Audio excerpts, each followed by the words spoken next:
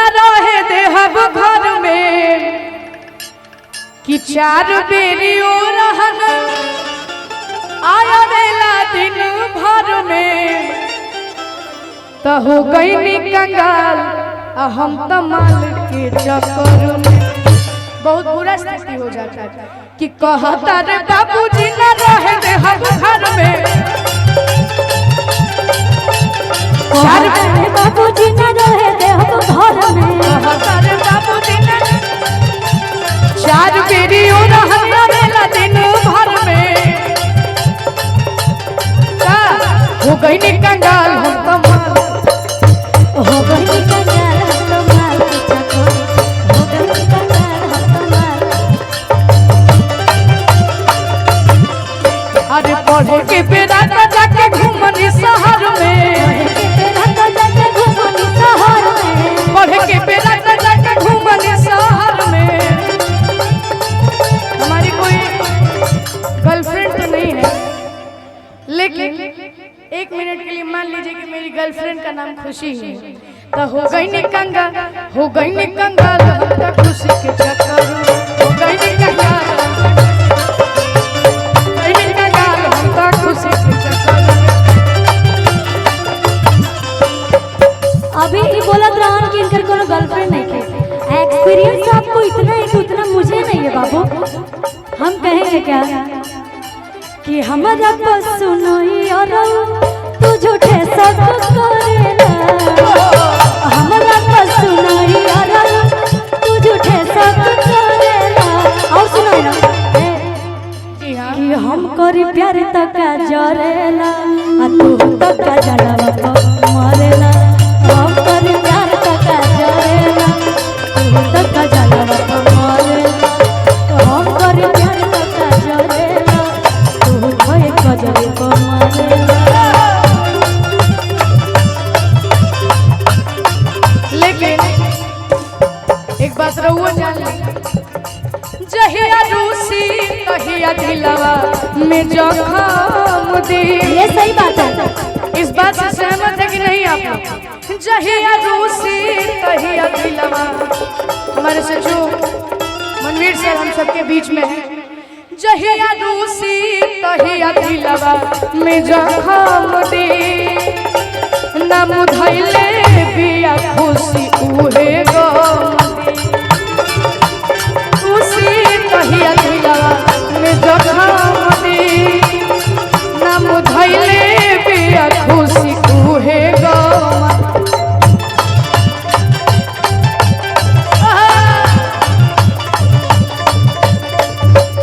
अच्छा सच में आज बड़ी गर्मी होता है। हाँ। एगो गर्मी के गाना के ले जानता लगा एकदम कि नदिया के धार जैसे बहुत पसीना, नदिया के धार जैसे बहुत पसीना। ए यार कि अब राजा अब डोलाई दिना बेला, अब राजा अब डोलाई दिना बेला, अब राजा अब डोलाई दिना बेला। और हे गर्मी में जानता लगा बलबा के गोइल तो सुखाई हमर मुंह लगे ना, गोइल तो सुखाई हमर मुंह लगे ना। कि अब राजा अब डोलाई जाना बेना, अब राजा अब डोलाई जाना बेना, अब राजा अब डोलाई जाना बेना। बोलो भैया कि लगाता ढोलक के बेस बंद हो गइल बा कि कदही दीवाना हो फोटो के, ई तो चुमेले रोजाना हो कि बनल चाहती श्रीमती पगली दिखावे अगरबत्ती। आर्यन हाँ, ढोलक का बेस एकदम बंद हो गया, ढोलक का बेस। ढोलक और तबला दोनों का भैया बेस बढ़ा के रखिए, नहीं तो दिक्कत हो जाएगा। आवे के आए गोलू भैया कि लगाता कदही दीवाना हो फोटो के, चुमेले रोजाना हो कदही दीवाना हो फोटो के, चुमेले रोजाना हो। लगाता कदही दीवाना हो फोटो के चुमले रोजाना हो। और एक बनल चाहती है श्रीमती कोनो गमछी बाटे में तरी हमरा के दी जाता गमछी गमछी एगो गमछी दे दी गमछी। अरे बनल चाहती है श्रीमती पगली देखावे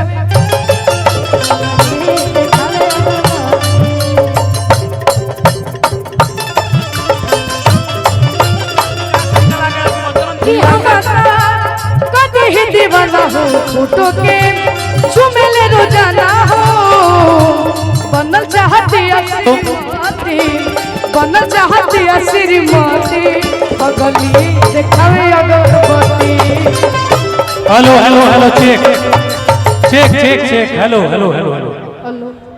आज जिस चीज के लिए हम सभी यहाँ पे एकत्रित हुए हैं, आज वो खुशी का माहौल, आज उस बेटा को हम यहाँ पे मंच पे इनवाइट करना चाहेंगे जिस बेटा ने पूरे बिहार या यूपी में ही अपना परिचय नहीं जमाया। जब कहते हैं कि जब बेटा का गांव में नाम होता है तो लोग सोचते हैं कि प्रखंड में नाम हो जाए, जब बेटे का नाम प्रखंड में होता है